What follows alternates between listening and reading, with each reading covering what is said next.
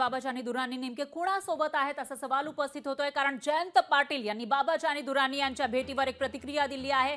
बाबाजानी मनानं आमच्याकडे होते असं जयंत पाटील म्हणाले।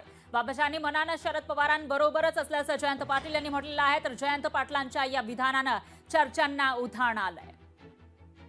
बाबाजानी मनाने काय आमच्याकडेच होते, ते कधीच तिकडे गेले नाही। पण मी काल त्यांच्याकडे जेवायला गेलेलो आणि तिथले त्यांच्याबरोबरचे सगळे कार्यकर्ते वगैरे आम्ही सगळे पूर्वीपासून आमच्या ओळखी आहेत, म्हणून मी त्यांच्याकडे जेवणही करत आलो।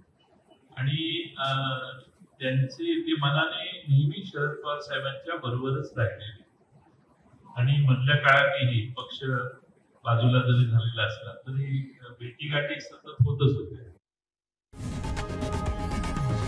लोकशाही मराठी ऐका, पहा, जागरूक रहा।